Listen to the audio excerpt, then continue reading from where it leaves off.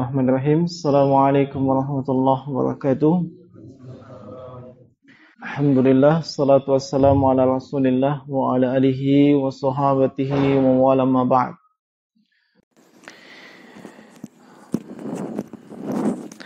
Para santri rahimani wa rahimakumullah. Walhamdulillah, kita bersyukur kepada Allah subhanahu wa ta'ala yang dengan nikmat dan karunia-Nya sehingga sempurna amalan-amalan soleh, termasuk dengan nikmat dan karunia Allah subhanahu wa ta'ala kita dapat kembali melanjutkan pelajaran kita, walaupun dengan segala keterbatasan yang mungkin sampai saat ini masih ada di antara para santri yang terkendala untuk mengakses pelajaran-pelajaran secara online. Namun kita berharap kepada Allah subhanahu wa ta'ala, semoga dengan segala usaha dan ikhtiar yang kita lakukan ini, dan juga dengan belum berakhirnya pandemi COVID-19, semoga kita mendapatkan pahala sebagaimana yang Allah subhanahu wa ta'ala janjikan kepada mereka yang bersabar. Innama yuwaffas sabiruna ajrahum bighairi hisab. Sungguhnya dicukupkan pahala bagi mereka yang bersabar dengan pahala yang tanpa batas. Lalu kita lanjutkan pelajaran kita dalam al-usul as-salasah, atau 3 landasan utama yang merupakan karya Syekhul Islam Al-Mujaddid Syekh Muhammad At-Tamimi An-Najdi rahimahullahu ta'ala, yang mana kita sudah masuk kepada tingkatan-tingkatan dalam agama Islam, dan kita telah menyebutkan pada pertemuan sebelumnya tentang al-Islam sebagaimana pula yang terangkan oleh Syekh rahimahullah. Dan Islam itu memiliki rukun, dan setiap rukunnya ini beliau sebutkan tentang dalil-dalil dan juga konsekuensi daripada rukun tersebut. Dan kita akan lanjutkan apa yang beliau sebutkan. Beliau mengatakan, wa dalilu syahadati anna Muhammadar Rasulullah qauluhu ta'ala laqad ja'akum rasulun min anfusikum azizun 'alaihi ma 'anittum harisun 'alaikum bil mu'minina raufur rahim. Adapun dalil tentang syahadah yang kedua, atau syahadah Muhammad Rasulullah, persaksian bahwasanya Muhammad sallallahu alaihi wasallam adalah utusan Allah, adalah firman Allah subhanahu wa ta'ala dalam surah At-Taubah di ayat 128. Allah berfirman bahwasanya telah datang kepada kalian seorang utusan, seorang rasul min anfusikum, dari kalangan kalian sendiri, yakni dari kalangan manusia, bukan malaikat, bukan pula jin. Beliau adalah manusia yang hidup di tengah-tengah manusia dan juga berbicara sebagaimana berbicaranya manusia.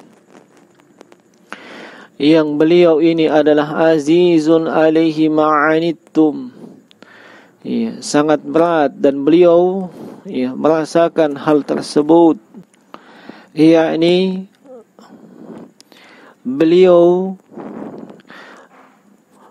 juga merasakan penderitaan yang kalian alami,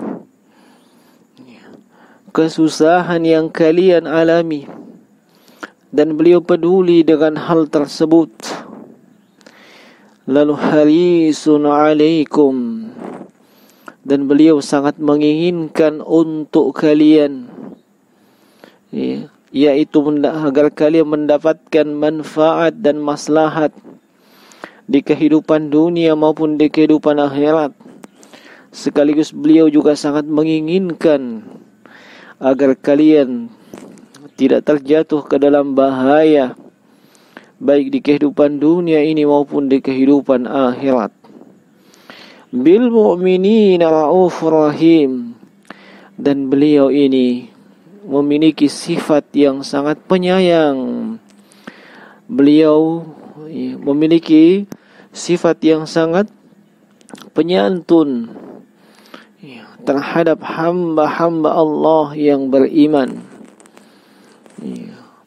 Demikianlah Allah Subhanahu wa taala mensifati Rasulullah sallallahu alaihi wasallam di dalam Al-Qur'an, yang ayat ini menunjukkan bahwasanya Rasulullah sallallahu alaihi wasallam itu adalah utusan Allah Subhanahu wa taala, rasul yang benar.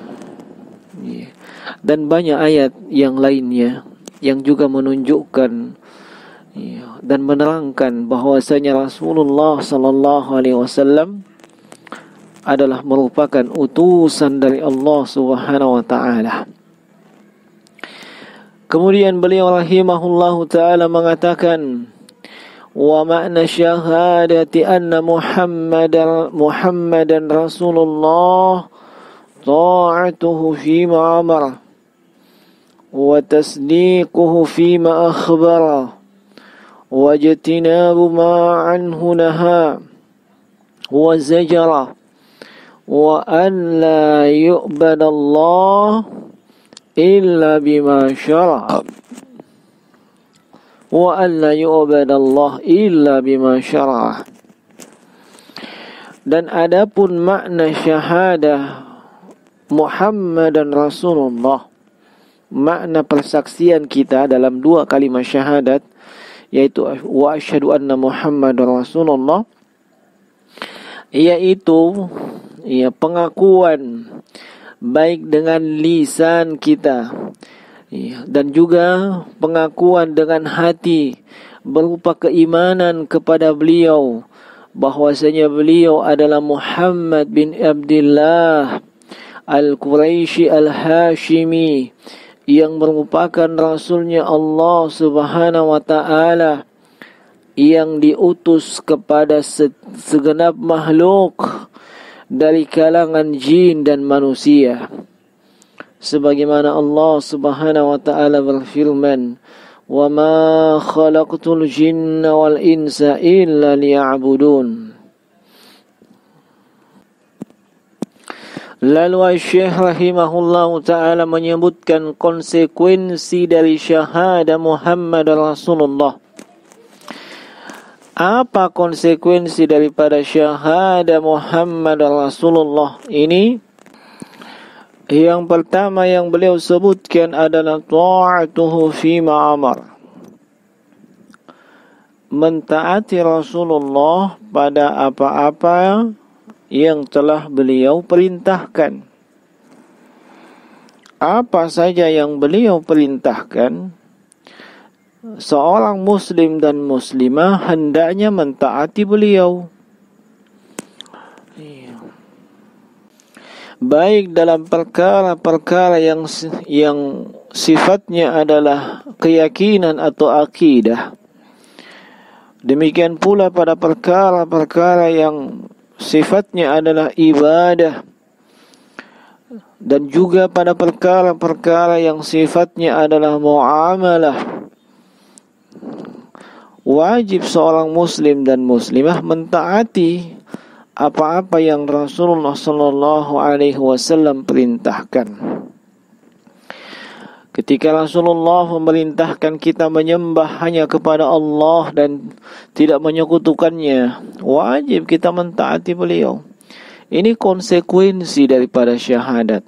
Setiap orang yang sudah mengucapkan dua kalimat syahadat hendaknya memahami hal tersebut, bahwa persaksian kita anna Muhammadan Rasulullah bukan hanya sekedar penghias di bibir, tapi ada konsekuensi di balik ucapan dan ikrar yang telah kita sebutkan tersebut. Yang pertama adalah mentaati beliau pada apa-apa yang telah beliau perintahkan. Kemudian yang kedua adalah wa tasdiquhu fima akhbara, membenarkan semua yang telah beliau sampaikan, membenarkan semua yang telah beliau beritakan atau pemberitaan dari beliau yang terdapat di dalam hadis-hadis yang sahih ataupun hadis-hadis yang hasan, maka wajib kita membenarkannya. Allah Subhanahu wa taala telah merekomendasi beliau sebagaimana di dalam Al-Qur'an Allah berfirman dalam suratun Najm di ayat yang ketiga dan keempat. Allah berfirman, wa ma yantiqu anil hawa in huwa illa wahyun yuha, bahwasanya tidaklah Muhammad sallallahu alaihi wasallam berbicara kecuali tidaklah beliau berbicara dengan hawa nafsu beliau. Beliau berbicara itu dengan wahyu yang diturunkan kepada beliau dari Allah Subhanahu wa taala. Sehingga apa saja yang beliau sampaikan dan beritakan itu seluruhnya adalah benar, sebab beliau terbimbing oleh wahyu dari Allah Subhanahu wa taala. Konsekuensinya kita wajib meyakini dan mempercayai hal tersebut, walaupun yang beliau beritakan mungkin sesuatu yang belum terjadi. Misalnya, beliau memberitakan tentang peristiwa-peristiwa yang akan terjadi di masa yang akan datang, tentang peristiwa kiamat al-kubra, tanda-tanda kiamat besar, bagaimana peristiwa itu terjadi dan bagaimana kejadiannya, lalu setelah itu manusia digiring kemana, lalu bagaimana selanjutnya. Nabi sallallahu alaihi wasallam sudah menyebutkan hal tersebut. Walaupun kita belum pernah melihat, belum pernah merasakan, tetapi karena itu telah diberitakan oleh Rasulullah melalui hadis yang sahih, maka wajib kita mempercayainya. Demikian pula apa-apa yang beliau beritakan tentang peristiwa-peristiwa yang terjadi di masa sebelumnya, di masa yang dahulu, di masa yang kebanyakan dari kita mungkin saat ini belumlah lahir. Peristiwa yang terjadi di masa Bani Israel, tentang Nabi Musa alaihi salatu wassalam, tentang Nabi Isa alaihi salatu wassalam, yang beliau beritakan, yang beliau sampaikan. Kita wajib percaya dengan apa yang beliau beritakan. Sekali lagi dengan catatan bahwasanya itu disebutkan di dalam hadis-hadis yang sahih atau minimalnya adalah hadis-hadis yang hasan. Tidak boleh kita meragukannya, apalagi sampai tidak mempercayainya. Kemudian konsekuensi syahadah Muhammad Rasulullah yang ketiga yang Syekh sebutkan di sini adalah wajtinabu ma anhu naha wa zajar. Hendaknya setiap muslim atau muslimah yang telah bersyahadat ini benar-benar menjauhi dengan sejauh-jauhnya apa-apa yang telah Allah Subhanahu, apa-apa yang Nabi sallallahu alaihi wasallam itu telah larang darinya, atau apa-apa yang Nabi sallallahu alaihi wasallam mencela hal tersebut. Tidak boleh kita dekati apalagi sampai melakukannya. Ini konsekuensi syahadah Muhammad Rasulullah yang ketiga. Dan apa yang telah beliau larang, apakah itu terkait dengan masalah akidah atau keyakinan, ataupun ibadah, ya, ataupun muamalah, ya. Kalau beliau larang daripada hal tersebut, kita hendaknya sebagai muslim dan muslimah yang menjalankan konsekuensi dari syahadah Muhammad Rasulullah itu menjauhinya, ya, menjauhinya dengan sejauh-jauhnya.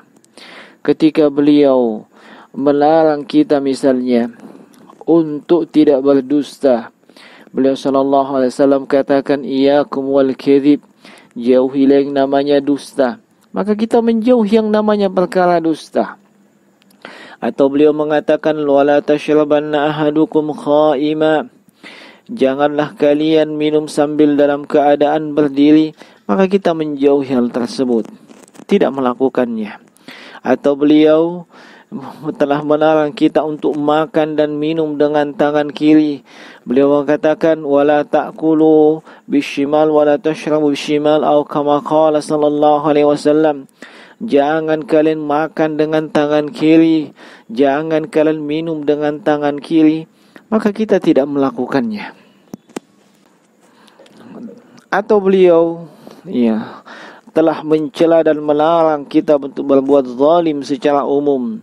Beliau katakan iyyakum wazzulm, jauhilah kalian dengan yang namanya kezaliman, ya. Maka semua bentuk dan jenis kezaliman itu kita jauhi sejauh-jauhnya, sebab ini adalah salah satu di antara konsekuensi dari syahadah Muhammad Rasulullah. Kemudian konsekuensi yang keempat yang disebutkan Asy-Syaikh adalah wa alla yu'badallah illa bima syara'a, yakni kita tidak melakukan ibadah kepada Allah kecuali dengan apa-apa yang telah beliau syariatkan.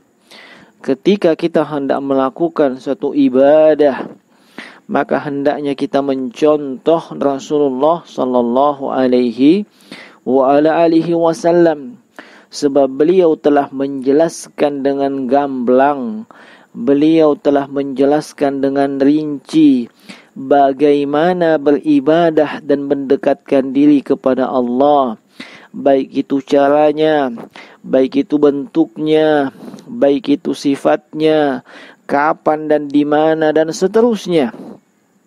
Semuanya telah Rasulullah sallallahu alaihi wasallam jelaskan, dan itu tercantum di dalam hadis-hadis yang sahih. Tinggal seorang muslim dan muslimah itu mempelajari hadis-hadis tersebut, ya, dan kemudian berusaha untuk beribadah kepada Allah berdasarkan contoh dan tuntunan beliau.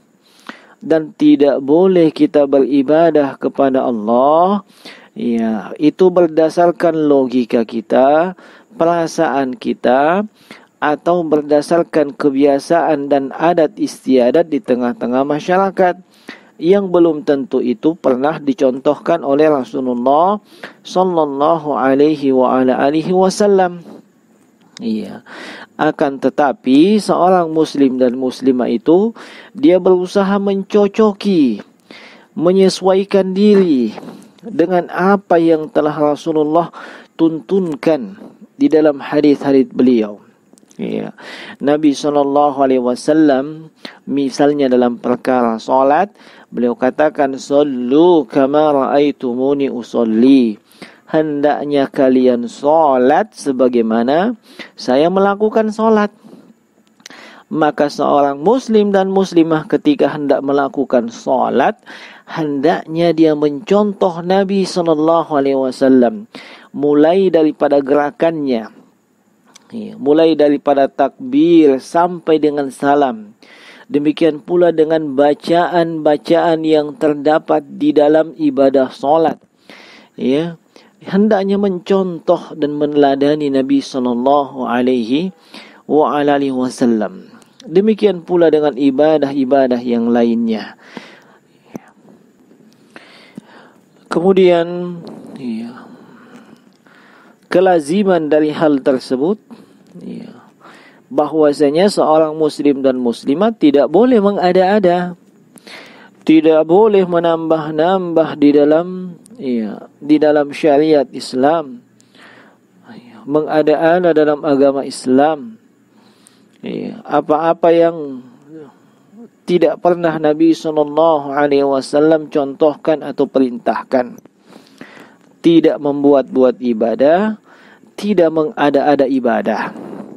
Sebab kapan seseorang membuat-buat ibadah, mengada-ada ibadah tanpa ada tuntunan dan contoh dari Nabi SAW, atau pernah dilakukan para sahabat dan dibenarkan oleh Nabi, maka ini bisa dipastikan amalannya tidak mendapatkan pahala di sisi Allah. Bahkan amalannya itu tertolak di sisi Allah Subhanahu wa taala. Sebab Rasulullah sallallahu alaihi wasallam itu pernah bersabda sebagaimana di dalam hadis yang sahih yang diriwayatkan oleh Imam Bukhari dan Imam Muslim, "Man ahdatha fi amrina hadza ma laysa minhu fa huwa raddun." Siapa saja yang mengada-ada di dalam urusan agama ini, maka apa yang dia ada-adakan itu akan tertolak. Fahuwa raddun, tertolak, mardudun kata para ulama. Tertolak dan tidak mendapatkan apa-apa. Tidak mendapatkan pahala di sisi Allah Subhanahu wa taala, dan juga tidak mendapatkan manfaat dari sisi duniawi. Di dalam lafaz Imam Muslim disebutkan, "Man amila amalan laysa alaihi amruna fahuwa raddun." Siapa saja yang melakukan suatu amalan yang amalan tersebut tidak ada perintah dari kami, maka amalan tersebut bisa dipastikan tertolak. Tertolak di sisi Allah Subhanahu wa taala, tidak mendapatkan pahala sebab tidak mencontoh Nabi sallallahu alaihi wasallam.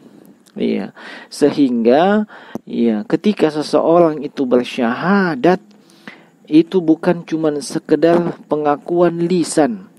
Ada konsekuensi di balik syahadat tersebut. Baik itu syahada Muhammad, syahada Allah ilaha illallah, maupun syahada Muhammad Rasulullah. Syahada Allah ilaha illallah sebagaimana yang sudah pernah kita terangkan sebelumnya, kita hanya beribadah kepada Allah dan tidak menyekutukan Allah dengan apapun dan siapapun. Syahada Muhammad Rasulullah, konsekuensinya sudah kita sebutkan barusan. Kita mentaati beliau, kita membenarkan apa yang beliau sampaikan, kita menjauhi apa yang telah beliau larang, dan tidak beribadah kecuali dengan apa yang telah beliau contohkan. Dan para ulama yang lainnya itu menambahkan bahwasanya di antara konsekuensi syahada Muhammad Rasulullah sallallahu alaihi wasallam yaitu kita tidak menjadikan beliau dan tidak berkeyakinan bahwasanya beliau ini memiliki sifat-sifat ketuhanan. Misalnya beliau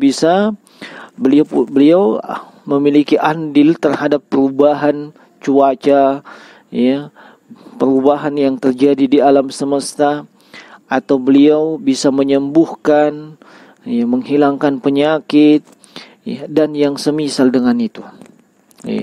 Yang mana hal tersebut hanya Allah Subhanahu wa taala yang mampu.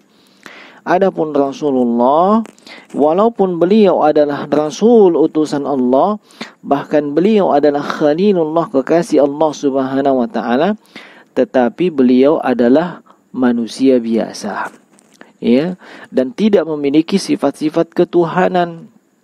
Beliau adalah manusia biasa. Beliau sendiri yang menyampaikan hal tersebut. Innama ana basyarun, sungguhnya saya ini hanyalah manusia biasa. Bahkan Allah perintahkan beliau mengatakan hal tersebut sebagaimana yang tercantum di dalam Al-Quran. Qul innama ana basyarum mislukum yuha ilai annama ilahukum ilahun wahid. Katakanlah wahai Muhammad kepada mereka bahwasanya saya ini hanyalah seorang manusia yang diberikan wahyu. Beliau adalah manusia, tidak memiliki sifat-sifat ketuhanan.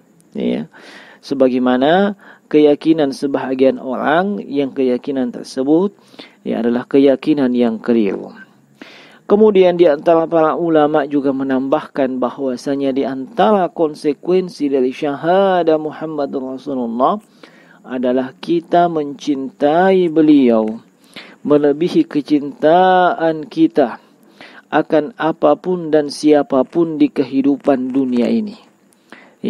Hanya dengan ini seseorang bisa mencapai derajat kesempurnaan iman, manakala menjadikan kecintaannya kepada Rasulullah sallallahu alaihi wasallam itu melebihi kecintaannya kepada siapapun dari kalangan manusia dan apapun yang ada di kehidupan dunia ini.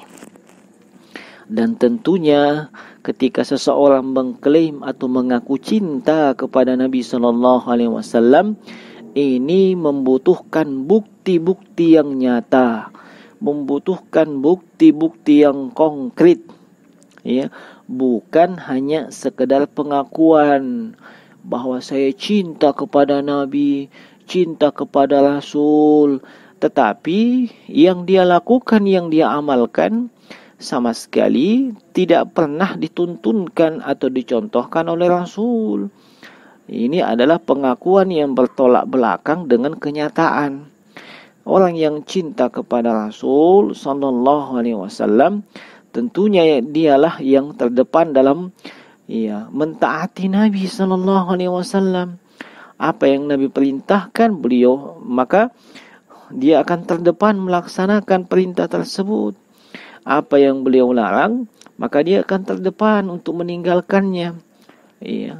Bukti cinta kepada Nabi itu harus ada, bukan hanya sekedar pengakuan kosong tanpa ada bukti yang bisa dijadikan sebagai standar atau patokan. Yang jelas seorang muslim dan muslimah itu tentunya sangat mencintai Rasulullah sallallahu alaihi wasallam. Dan kalau kita mencintai beliau, tentu kita akan berusaha mencontoh dan meneladani beliau. Dan tidak akan bisa kita mencontoh dan meneladani beliau kecuali dengan mempelajari sunnah-sunnah atau hadis-hadis beliau. Hanya dengan itu kita bisa mengetahui apa-apa yang beliau perintahkan, apa-apa yang telah beliau larang untuk kita tinggalkan. Dan hanya dengan itu kita bisa mengetahui bagaimana kita beribadah kepada Allah sebagaimana yang Nabi SAW pernah contohkan. Dan itu diceritakan oleh para sahabat-sahabat beliau yang ada di sekeliling beliau.